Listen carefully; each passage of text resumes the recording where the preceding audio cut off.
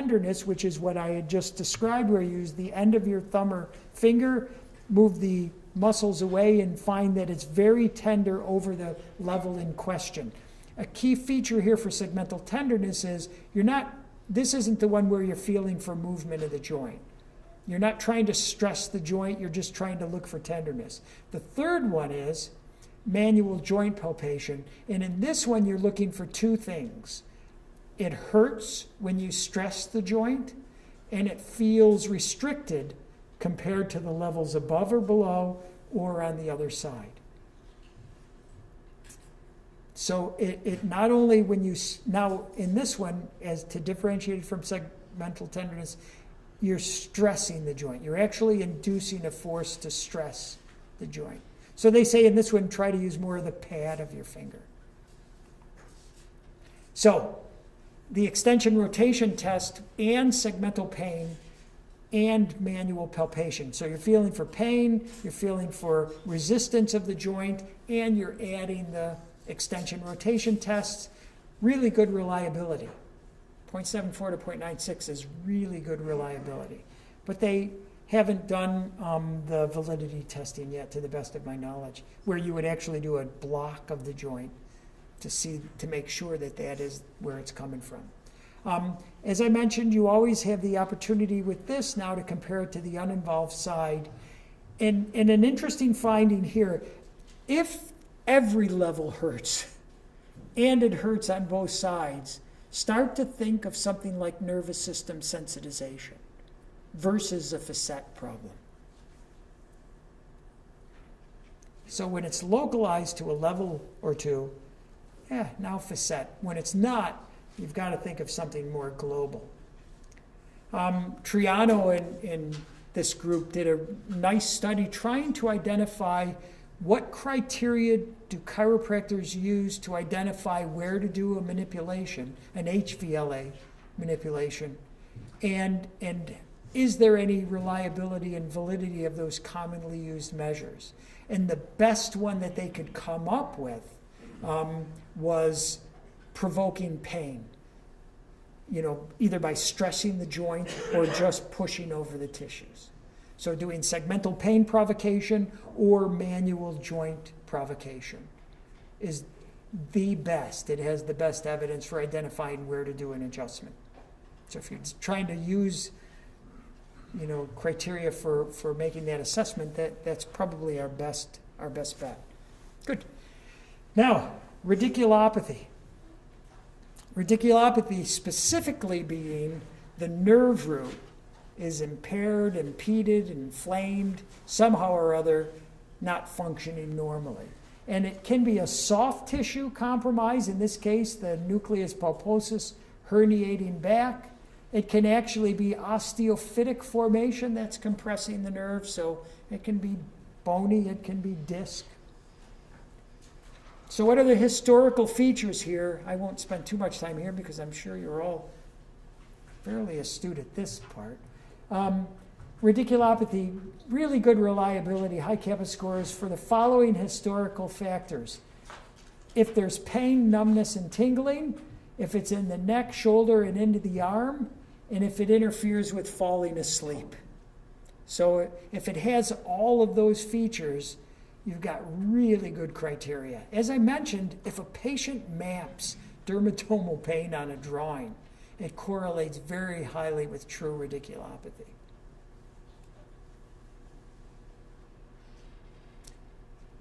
The one caveat I would only mention here is numbness. It's much more common to see paresthesias initially, altered sensation, and not so much to see true numbness, Novocaine.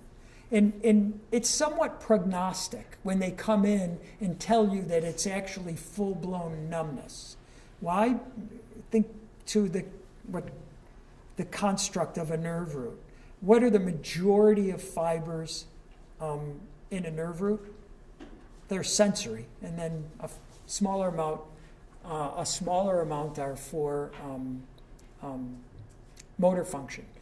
But even with that, when you first start to compress a nerve root, you get pain, and then you get paresthesias, and then as a late effect, you see full-blown numbness. So you have to have a fair amount of real nerve root compression before you'll start to see actual numbness. So differentiate when they tell you this is numb. More often they say, oh, it feels like it's falling asleep. More of a paresthesia phenomenon. But because when you get to numbness, it's probably much more advanced. So how can we differentiate that now from an examination standpoint? And a commonly used test which works quite well is the upper limb tension test or brachial plexus tension test. And we'll talk about how these are done in just a second. Good inter-examiner reliability, those are really good CAPA scores. Very good sensitivity and specificity. Very good sensitivity, I should say, and not very good specificity. So this will capture everybody with it, but it's not going to be a very specific finding when it is present. That's good, negative, partially good. These 0.1 is a good negative likelihood ratio, not very good positive likelihood ratio. So what this tells you is if upper limb tension test is negative, then it's much less likely that this actually is a true radiculopathy. But the converse is not necessarily true. So you have to use a constellation of findings to really come up with this diagnosis, and this is from Wayner's work. So here's what they did. They used the upper limb tension test. They used cervical rotation less than, and these are the variables that showed up in his research as correlating together to help define true radiculopathy. Cervical rotation less than 60 degrees to the involved side. Cervical distraction relieves the presenting symptoms, the radicular part of it, and Sperling's test actually reproduces the symptoms. And it should be done, Sperling should be done sequentially. They actually found its sensitivity improved if you actually did the test sequentially, whereby you extended, then rotated, then compressed. Not sure why, but that seems to be the case. The upper limb tension test, because remember we got this whole brachial plexus now, which has a large median nerve component, a large radial nerve component, a large ulnar nerve component, could be done to stress each specific part of that. So we can test the median, the radial, and the ulnar parts. So the way it's done for the median nerve is seated beside the patient, below the arm, with the arm extended out to 90 degrees and the elbow fully extended. You depress the shoulder, make sure the elbow is fully extended, supinate the forearm, then extend the wrist and extend the fingers. You can even add at the end a lateral bending, everything to just put as much tension on the dura and the nerve root as possible. And it specifically is addressing, by virtue of where the median nerve runs, the distribution of the median nerve. So you're really just trying to provoke symptoms here to corroborate that it's that nerve. This is the same kind of a test now to differentially identify the radial nerve component. So again, you're beside the patient, you depress the shoulder, the arm can be now not so much 90 degrees, but a little bit more by the side, extending the elbow fully, but now you're going to pronate the forearm. And then you're going to flex the wrist and then flex the fingers. And they also say it helps if you adduct the thumb across the palm. And then again, you can tip the head away to bring even more dural tension. Everything to try to catch as much of the radial nerve and traction it out as possible. And again, you're looking for concordant pain here. Not just neck pain, you're looking for a radial distribution to their symptoms. And same idea with the ulnar nerve, where now you switch over your position to bring the arm up, extending it at the elbow, but keeping the elbow now bent to 90 degrees. Your forearm is now in a supinated posture. Your wrist and fingers are in an extended position. especially the fourth and fifth fingers, because that's where the ulnar nerve is running. And you abduct the arm and bring, like you're going to bring the hand up alongside the ear. And again, to increase tension, tip the head a little bit further away. Just trying to bring a little bit more specificity to doing the upper limb tension test to identify one nerve level. Very often symptomatically the patient will kind of tell you which level is predominantly involved. But if you really want to make it a little more discriminating, you can do these. Another of Wehner's tests, just looking for rotation reduced by 60 degrees. And you can use any kind of an inclinometer, or interestingly enough, they've shown that a experienced clinician's ability to gauge range of motion just with their eye is pretty good compared to actually inclinometer mensuration. If you're in any kind of a medical legal arena, though, I would actually use some kind of a standardized tool. Cervical distraction is just, you all know how to do that, and it needs to relieve the presenting symptoms, not just make the neck feel better, but actually reduce the radicular pain. And then Sperling's, again, as I mentioned, it's best done as sequentially of extension, then the lateral bending, and then the axial compression.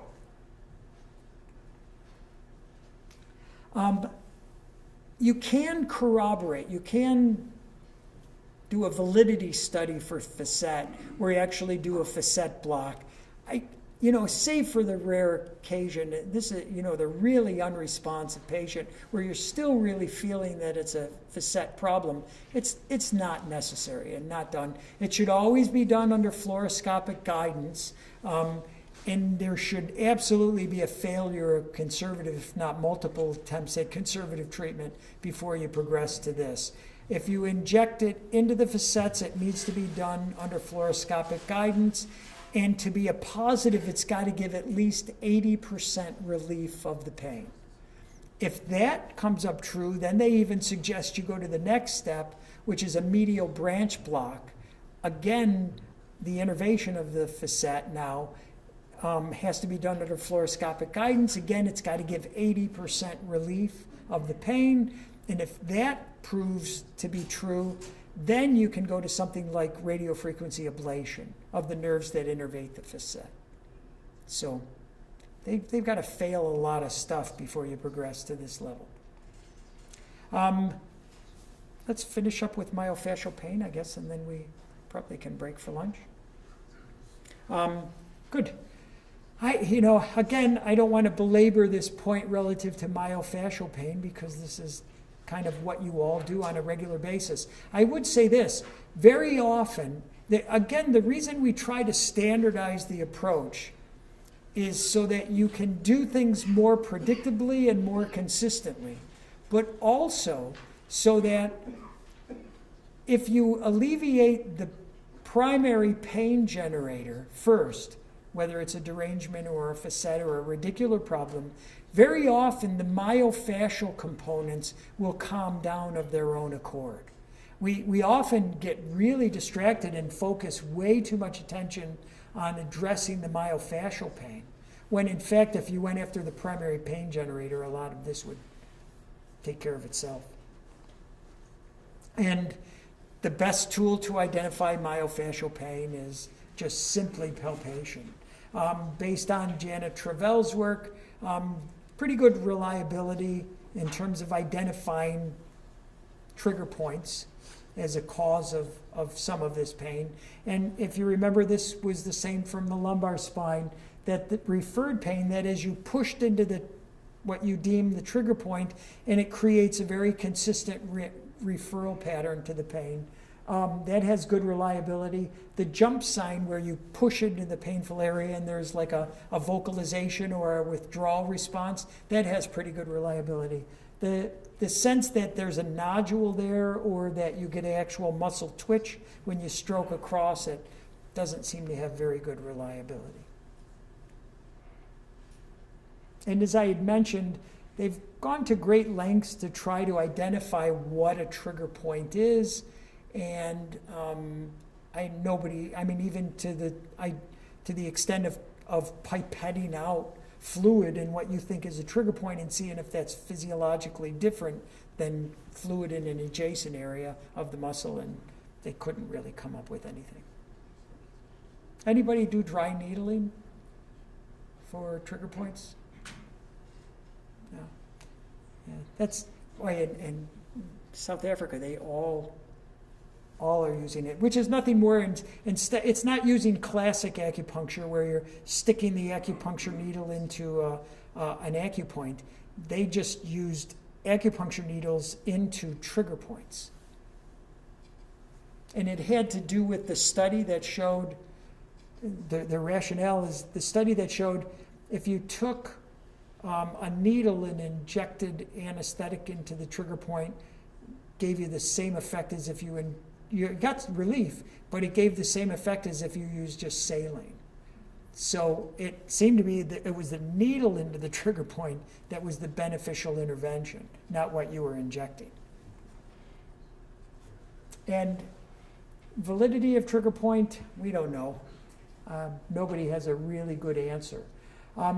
It can be related to a sudden trauma. More commonly, they're probably related to postural problems or insidious trauma, repetitive motion kinds of injuries, or stress. Emotional stress certainly seems to have a propensity for triggering myofascial kinds of pain. They can be bad enough to be associated with disability. As I mentioned, when you attend to the primary pain generator, very often the myofascial pain reduces somewhat of its own accord.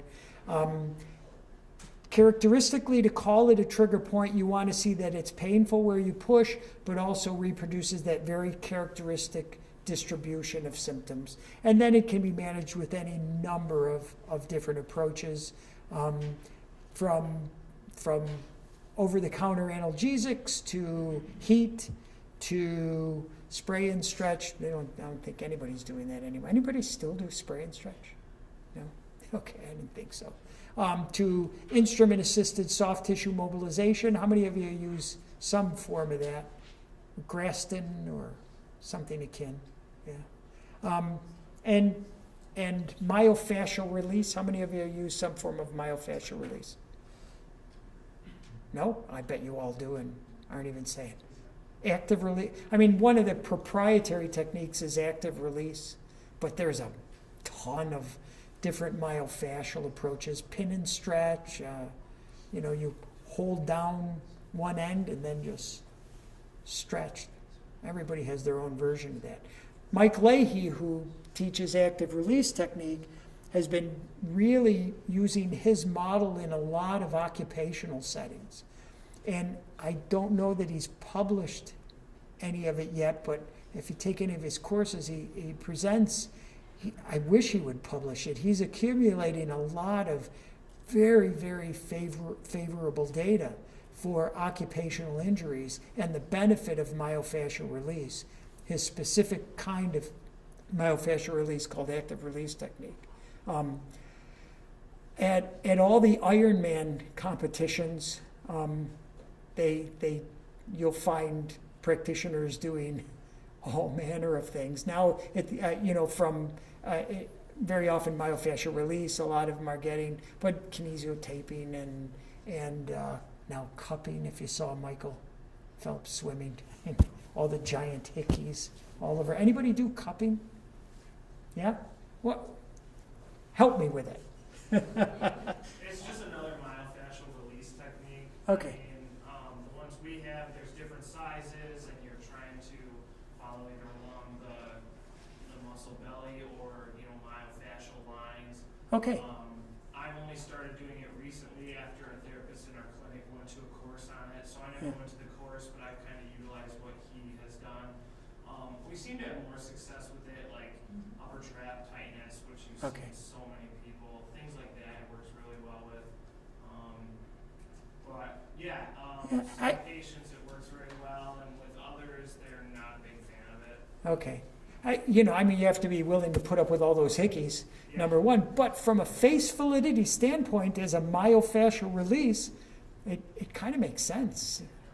In terms of assuming that chronically tight muscles develop some contractures and adhesions, and that would be a way to break them all up. And it's easier than doing it by hand. And it feels fabulous. Yeah, I used the same rationale for why I used instrument-assisted soft tissue mobilization. And anecdotally, I liked it way better than whatever I could do just with my thumbs and my fingers, and I developed horrible DJD and the basal joint of both thumbs, which I'm guessing eventually I'll have to have replaced. So anything you can do, if you're young, goodness knows, take care of your hands, because when you hit my age, they're really painful. All right, great. Thank you very much for sharing that, because I was very curious about the approach. How many of you use kinesiotaping? Just one or two? Yeah. The evidence base for a lot of these myofascial approaches is not all that great. But they're typically low cost, they're very safe, so using them, you can get away with not having as strong an evidence base behind them.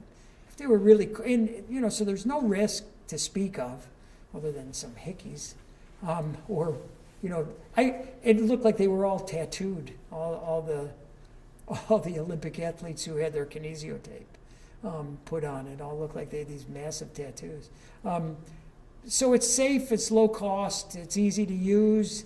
Even if it's a psychological benefit to the athlete, what do you got to lose in that regard? So I think you can lower the standard for scientific evidence and rationale using those kind of therapies. And if, maybe you just have to wait for the evidence to catch up. All right, it's just noon. Are we okay breaking for lunch? Okay, let's break for lunch.